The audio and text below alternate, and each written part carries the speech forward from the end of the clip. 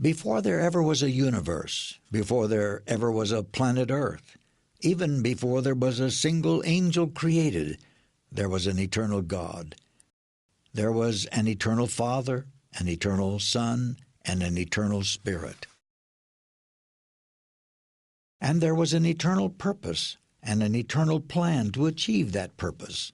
To achieve any purpose requires a plan. The successful person plans his work, then works his plan. That's what God has done. He planned his work, and now has been working the plan since the beginning of time. God's plan is eternal and perfect. It has encompassed all men in ages past and involves generations yet unborn. The prophet Isaiah wrote, "The Lord of hosts has sworn, saying, Surely as I have thought, so it shall come to pass, and as I have purposed, so it shall stand.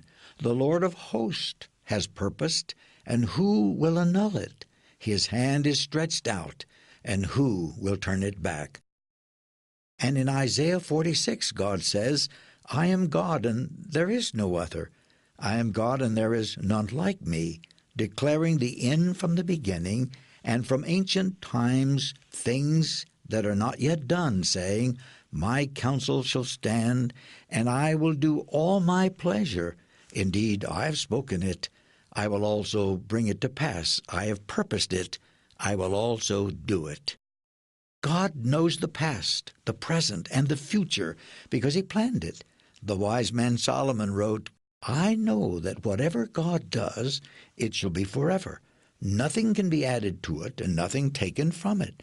God does it, that men should fear before him. That which is has already been, and what is to be has already been, and God requires an account of what is past."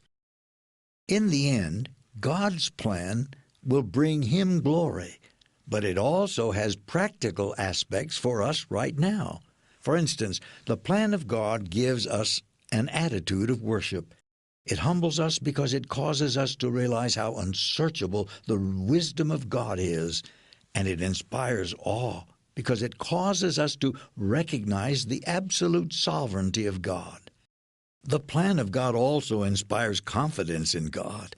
If God has worked all through history to achieve his purpose and his ultimate victory for the good of his people, then surely he can care for you and me in our daily lives. Therefore, the plan of God gives us hope.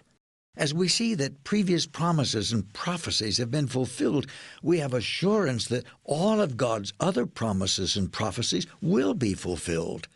But the plan of God also gives us purpose, and it puts us to work, because understanding the plan of God compels us to live godly lives, and it ignites evangelism and discipleship. It is only when we begin to understand and see the plan of God at work that we can really believe that all things work together for good. And it is only when we begin to understand and see the plan of God at work that we can really pray, "Thy will be done." So let's begin this adventure of discovering the plan of God, a plan we've called the March of Prophecy.